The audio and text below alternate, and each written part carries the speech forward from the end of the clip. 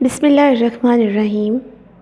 Assalamu alaikum 7th class. I hope you are all safe and sound in your homes.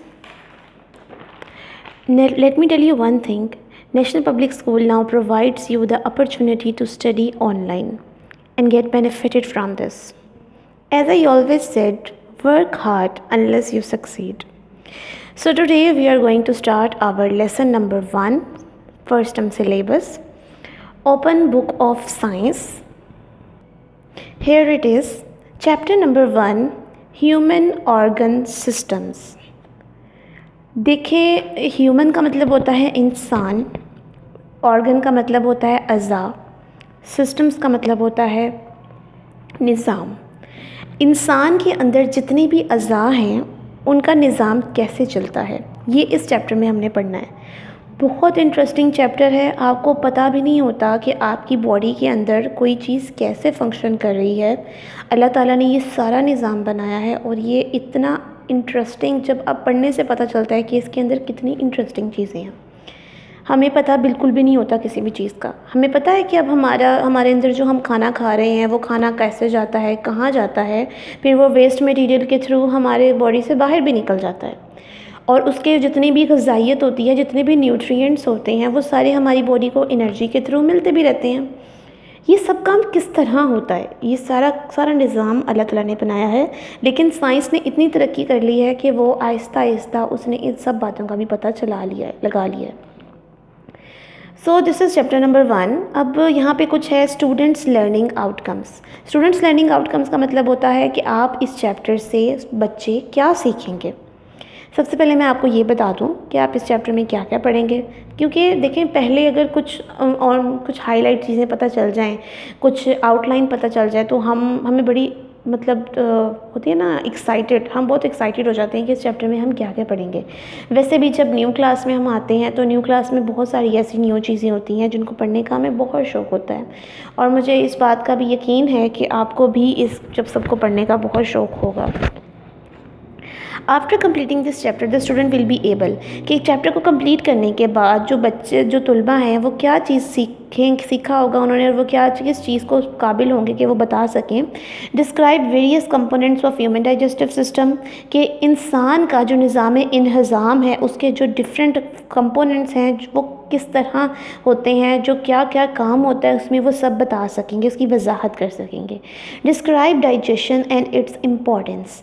Digestion होती है निज़ाम इंहज़ाम, कि आपका खाना किस तरह हज़म होता है, इसकी अहमियत क्या है, अगर आपका खाना हज़म ना हो तो क्या हो, तो ये सब आप बता सकेंगे। Describe the digestive system helps in the digestion of various kinds of foods, कि जो फूड है, जो खुराक है, आप जो खाते हैं खाना, उसकी बहुत सी ऐसी किस्में होती हैं और उसको किस तरह डाइजेस्ट करने में आपका जो डाइजेस्टिव सिस्टम है वो किस तरह हेल्प करता है। Identify common disorders of the digestive system. अब बाज़ औक़ात आपके निज़ाम इंहज़ाम में कोई चीज़ ऐसी होती है जो आपकी जिस्म को, आपकी बॉडी को ठीक नहीं लगती, सूटेबल नहीं होती, तो वो वहाँ पे डिसऑर्डर्स, ख़राबियाँ किस तरह आती हैं, कॉमन डिसऑर्डर्स क्या होते हैं, वो भी आप बता सकते हैं। List the factors that lead to the constipation and diarrhoea and the measures that can be taken to prevent them. अब कॉन्स्टिपेशन होती है, कब्ज़ को कहते हैं, और डायरिया कहते हैं हैज़ा को। तो वो कह रहे हैं कि कौन सी ऐसी वजूहात होती हैं जो इन दो बीमारियों को पैदा करवाती हैं और बनाती हैं, और उनसे हमें बचा कैसे जा सकता है। Describe the mechanism of respiration in humans. अब इंसानों की जो रिस्पायरेशन, सांस लेने का निज़ाम है, वो कैसा है। रिस्पायरेशन का निज़ाम भी आप जानते हैं, आपके नाक से होता है। Differentiate between breathing and burning process. Breathing आपका सांस लेने का निज़ाम, बर्निंग प्रोसेसेस आपके जो बॉडी के अंदर अगर कभी कोई गलत काम, कोई चीज़ आपको हज़म नहीं हो रही और वो बर्निंग हो रही जा रही है, जलन हो रही है, तो उसका निज़ाम, उसमें आप कैसे डिफरेंस कर सकते हैं। Identify the common disease of respiratory system. कि आपका जो रिस्पायरेटरी सिस्टम है उसकी कॉमन आम उसकी जो बीमारियां उनको कैसे आप आइडेंटिफाई कर सकते हैं and discuss their causes and preventive measures. Obviously अगर आपने किसी बीमारी को आइडेंटिफाई कर लिया है तो आपको उसकी वजह भी पता चल जाएगी। अगर ये पता है कि ये बीमारी है तो आपको उसकी वजह भी पता चल जाएगी और आप उससे कैसे दूर रह सकते हैं या उसको कैसे ख़त्म कर सकते हैं, आप उसका इलाज क्या है ये भी बता सकते हैं। So these are the learning outcomes. मेरे ख्याल में अब आप में थोड़ी सी एक्साइटमेंट तो आ गई होगी स्टूडेंट्स कि हमने इस चैप्टर में पढ़ना क्या है। बहुत मज़ा आएगा इस चैप्टर को पढ़ने का जब हमें ये पता चलेगा कि हमारा खाना हमारी बॉडी के मुंह से जब हमारी बॉडी में जाता है तो वो कहाँ कहाँ से किस तरह जाकर ट्रैवल कर रहा होता है और उस खाने की जो एनर्जी है वो हमें कैसे मिलती है। उसके बाद आपको ये भी पता चल जाएगा कि आपका जो सांस का निज़ाम है वो कैसा है, कि आपकी जब ऑक्सीजन जब आपके नाक के थ्रू अंदर जाती है तो वो किस तरह कार्बन डाइऑक्साइड बन के बाहर निकलती है। तो ये सारी बातें हम इस चैप्टर में पढ़ेंगे। Let's we have started. The human body is made up of several organ systems that work together in a unit। कि आपकी जो इंसान का जिस्म होता है वो बहुत से ऑर्गन सिस्टम से मिलकर बना हुआ है जो कि इकट्ठे काम करेंगे ही तो ही इंसान चल फिर सकता है। जैसे यूनिट की बात की जाए तो एक यूनिट होता है ह्यूमन यूनिट। अगर मैं बात करूं इंसानों का एक यूनिट अगर कहा जाए तो वहाँ पे मुख्तलिफ़ किस्म के इंसान होते हैं, लेकिन उनको यूनिट इसलिए कहा जाता है कि वो इकट्ठे मिलकर काम कर रहे होते हैं और जो उनका मकसद होता है जिस काम को पूरा करना वो काम वो पूरा करके रहते हैं। In class 6 you have learned a little about the human body. आपने 6 क्लास में बहुत थोड़ा सा इंसान के जिस्म के बारे में पढ़ा था और अब हम बाकी आगे पढ़ेंगे। So first is digestive system. अब बेसिकली डाइजेस्टिव सिस्टम होता क्या है? डाइजेस्टिव सिस्टम का मतलब होता है निज़ाम इंतज़ाम। ठीक है, मैं आपको साथ साथ बताती चलूँ।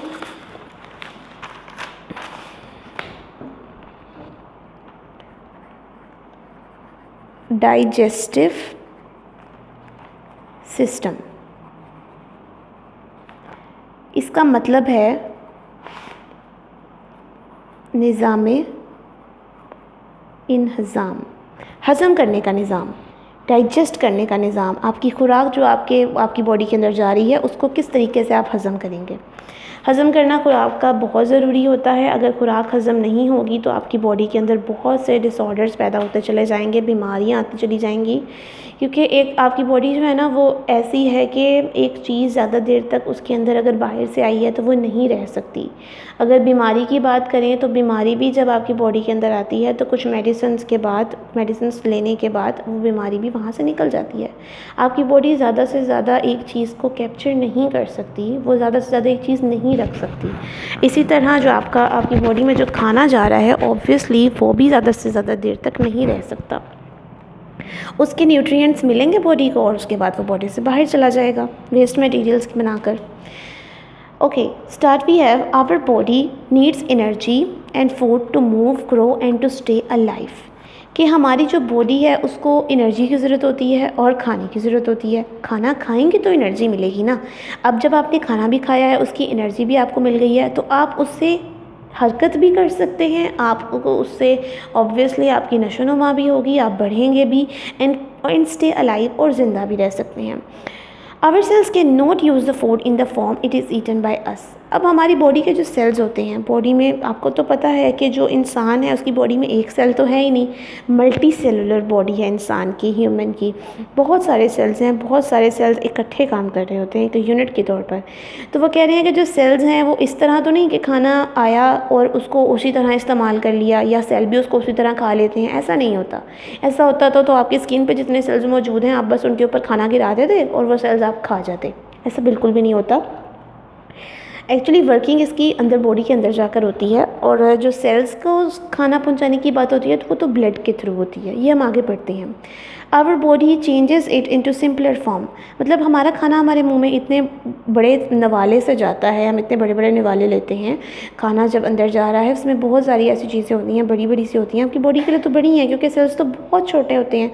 तो अब वो जो चीज़ें जब आपकी बॉडी के अंदर जाती हैं तो वो पहले सिंपलर फॉर्म में होती हैं, छोटी फॉर्म में होती हैं। The process of changing the food into simpler form is called digestion. एक बात आपको बता दूं, 7th क्लास आप लोगों ने अपने हाथों में हाइलाइटर रखना है। हाइलाइटर यूज़ क्यों किया जाता है कि जो इम्पोर्टेंट डेफिनेशंस हैं आप उनको हाईलाइट कर लें।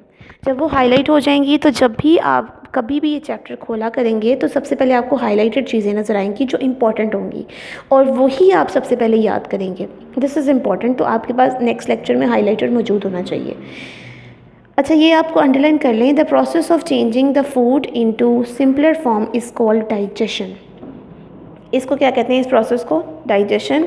फूड को चेंज करना सिंपलर फॉर्म में इज़ कॉल्ड डाइजेशन। डाइजेशन का बेसिक मतलब हज़म करने का तरीका होता है। The parts of body that takes part in the process of digestion form the digestive system. अब बॉडी के वो पार्ट्स जो डाइजेशन का प्रोसेस परफॉर्म करते हैं उसको डाइजेस्टिव सिस्टम कहते हैं। कि अब खाना किस तरीके से किन किन पार्ट से गुज़रता हुआ हज़म हो रहा है उसको हम डाइजेस्टिव सिस्टम कहेंगे। येलो बॉक्स आ गया। येलो बॉक्स में अब क्या लिखा है मैं आपको वैसे बता देती हूँ। वो कह रहे हैं कि जो खाना पीना होता है वो हमारी बॉडी के लिए बहुत ज़रूरी है। तो हम बहुत से ऐसे फूड यूज़ करते हैं जिससे हमें बहुत से न्यूट्रिएंट्स मिलते हैं। हम न्यूट्रिएंट्स में कौन कौन सी चीज़ें आती हैं? Carbohydrates, proteins, fats, vitamins, minerals, ये सारी चीज़ें मिलकर न्यूट्रिएंट्स बनाती हैं।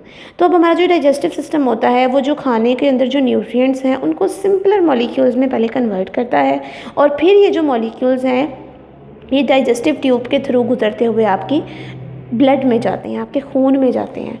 ये देख रहे हैं आप ये डायग्राम। अब देख रहे हैं कि यहाँ पे एक फूड है वो अंदर आया है, सिंपल न्यूट्रिएंट्स जो हैं वो बन के उसके ब्लड में चले गए हैं। अब ब्लड के बाद जो सिंपल न्यूट्रिएंट्स के बाद जो बाकी रह जाएंगे वो डाइजेस्टिव ट्यूब आगे लेके चलती चली जाएगी। कुछ जो न्यूट्रिएंट्स जो ब्लड को चाहिए वो ब्लड के पास चले जाएंगे, जो बाकी हैं वो डाइजेस्टिव ट्यूब अपने पास आगे लेती चली जाएगी। ये यहाँ पर लिखा हुआ है। तो फिर वो जो ब्लड है वो बॉडी के जिस पार्ट में भी जाता जाएगा वो जो न्यूट्रिएंट्स हैं वो वहाँ पे जाते चले जाएंगे। ब्लड का भी रोल बहुत इम्पॉर्टेंट है इस काम में। खून। Okay, where and how digestion occurs. अब डाइजेशन होती कहाँ पर है? The process of digestion occurs in a long tube called alimentary canal. Alimentary canal, जो कैनाल है एक नाली को कहते हैं, एक जो गुज़र रही है आपकी पूरी बॉडी में। एलिमेंट्री इनहज़ामी, जिसमें हज़म हो रहा हो खाना, उसको एक इनहज़ामी नाली है। जो प्रोसेस डाइजेशन का है वो एक बहुत लंबी सारी एक ट्यूब है जिसको इनहज़ामी नाली कहते हैं। इब्तदाई नाली भी कहते हैं। इब्तदाई का मतलब कि शुरू भी आपके मुंह से होती है, इब्तदा आपके मुंह से होती है। शुरू खाना मतलब काम कहाँ से शुरू होता है, तो इसको हम एलिमेंट्री कैनाल कहते हैं। It start from the mouth, ये शुरू कहाँ से होती है? मुंह से। And ends at the anus, और ख़त्म कहाँ पे होती है? एनस पर, जो कि आपकी बॉडी की लास्ट प्रोजेक्शन है, लास्ट जगह है जहाँ से आपका वेस्ट मटेरियल बाहर निकल जाता है। अपने सारे जितने भी न्यूट्रिएंट्स होते हैं वो बॉडी को देकर एट द एंड वो एनस से बाहर निकल जाता है। मैं आपको सब आगे बढ़ाने के पहले आपको मैं ये डायग्राम बताना चाहूँगी। This is the diagram as you all see in your books. सबको ये अपनी बुक्स में नज़र आ रही है? ठीक है। अब सबसे पहले आप यहाँ पे देखें माउथ। माउथ मुंह से खाना अंदर जाता है, अंदर जाके वो एक नाली में से गुजरता है जिसको इसोफेगस कहते हैं। इसोफेगस के बाद वो लिवर में जाता है, लिवर से स्टमक में, स्टमक से पेंक्रियाज, पेंक्रियाज से लार्ज इंटेस्टाइन, लार्ज इंटेस्टाइन से स्मॉल इंटेस्टाइन, स्मॉल इंटेस्टाइन से rectum, and rectum at the end anus. वही बात आ गई, mouth is the first starting from mouth and anus is the last at anus. यहाँ से ही बाहर निकल जाता है वेस्ट मटेरियल्स के तौर पर। अब ये सारी एक एलिमेंट्री कैनाल है, एलिमेंट्री कैनाल भी है, और इसको यहाँ पे उन्होंने लिखा हुआ है ह्यूमन डाइजेस्टिव सिस्टम। इसको हम ह्यूमन डाइजेस्टिव सिस्टम भी कहते हैं। एक खाना जो आपके मुंह में जा रहा है वो किस तरह हज़म हो रहा है, किन किन चीज़ों से, किन ऑर्गन से गुजरता हुआ वो आपका हज़म होगा, इस सारे प्रोसेस को ह्यूमन डाइजेस्टिव सिस्टम कहते हैं। सो हम सबसे पहले यहाँ पे उन्होंने बात की हुई है माउथ की। अब माउथ जो है वो बहुत इम्पॉर्टेंट होता है क्योंकि काम शुरू ही माउथ से होता है। माउथ में भी अब काफ़ी चीज़ें हैं। अब वो कौन कौन सी चीज़ें हैं? The process of digestion begins from our mouth.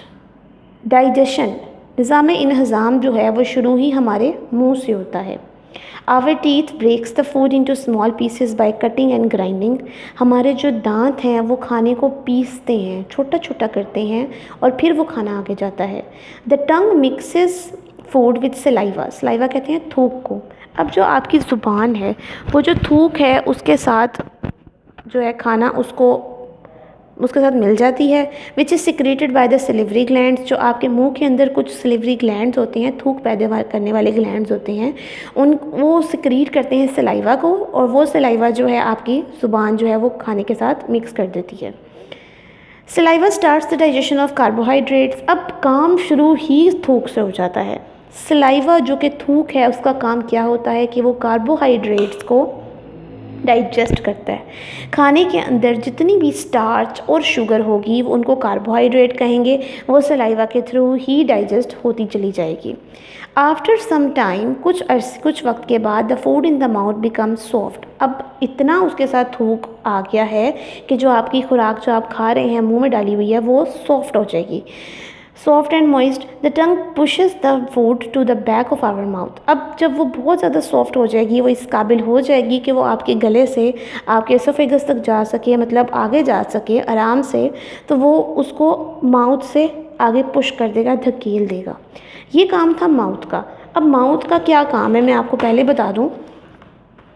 Mouth की जब हमने बात की, माउथ ने सबसे पहले क्या किया, सबसे पहले माउथ के अंदर आया food.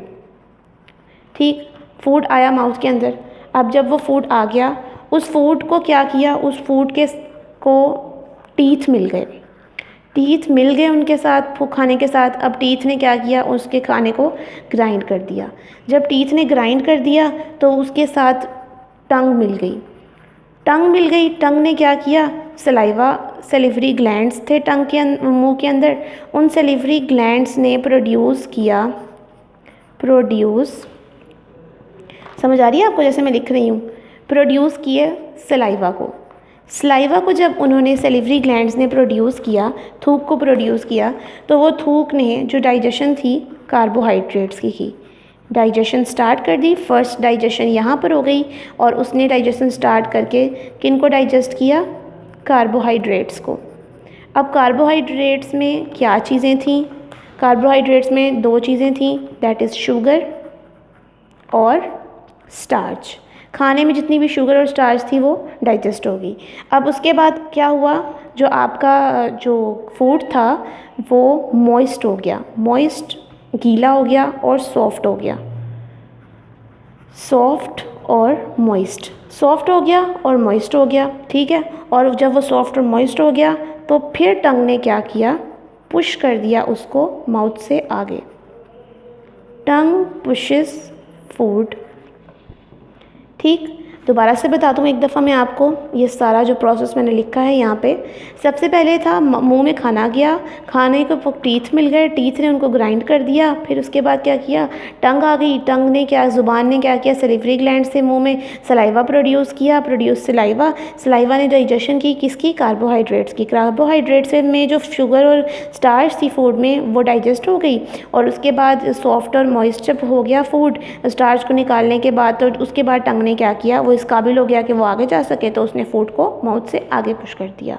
So this is our lecture number 1। आज हमने जो आपको मैंने पढ़ाया है वो डाइजेस्टिव सिस्टम था। डाइजेस्टिव सिस्टम का मैंने आपको एक ही अभी पार्ट पढ़ाया, दैट इज़ माउथ, कि डाइजेस्टिव सिस्टम स्टार्ट कहाँ से हुआ, माउथ से। ठीक है, हमने आज डाइजेशन की भी डेफिनेशन पढ़ी, हमने डाइजेस्टिव सिस्टम की भी डेफिनेशन पढ़ ली है सारी की सारी, और हम माउथ पे आ पहुँचे हैं। अब आपने एक काम क्या करना है, आज आप लोगों के पास साइंस की कॉपी मौजूद है, नीट कॉपी। आपने साइंस की नीट कॉपी के ऊपर फ़र्क करना है। ये जो डायग्राम आपको नज़र आ रही है ये वाली, इस डायग्राम का आपने काम करना है। आज की आपने डेट एंड डे लगानी है, उसके बाद आप लिखेंगे टॉपिक, डायग्राम, और डायग्राम आप ये बना देंगे। ये बनाकर खूबसूरत सी डायग्राम बनाकर नीचे आपने ह्यूमन डाइजेस्टिव सिस्टम लिख देना है। ये काम आपने आज करना है। बेसिकली ये काम मैं आपका कल आपसे पूछूंगी कि आपने किया या नहीं किया, आपने नेक्स्ट लेक्चर में काम साथ साथ करते चले जाएं, क्योंकि ये आपका फ़र्स्ट टर्म है। ये आपकी बेहतरी होगी कि आप साथ साथ काम करेंगे। और आपने 2 डेफिनेशंस याद करनी है। वो कौन कौन सी हैं? एक आपकी डाइजेशन की, एक डाइजेस्टिव सिस्टम की। ये 2 डेफिनेशंस आपको याद होनी चाहिए बहुत अच्छे तरीके से। काम जो मैंने आपको दे दिया है ये भी आपने बहुत अच्छे तरीके से कर लेना है। और नेक्स्ट लेक्चर में आपसे मुलाकात होगी। आई होप आपको आज का लेक्चर बहुत अच्छे से समझ आ गया होगा। अगर कोई भी क्वेरीज़, कोई भी मसला आता है, जो चीज़ समझ नहीं आती, आप मुझे मैसेज कर दीजिएगा ग्रुप में। सो टिल देन अपना बहुत ख्याल रखिएगा, दुआओं में याद रखिएगा। स्कूल वालों को भी, टीचर्स को भी, सबके लिए दुआ करें। नेक्स्ट लेक्चर में आपसे मुलाकात होगी इंशाअल्लाह। अल्लाह हाफ़िज़।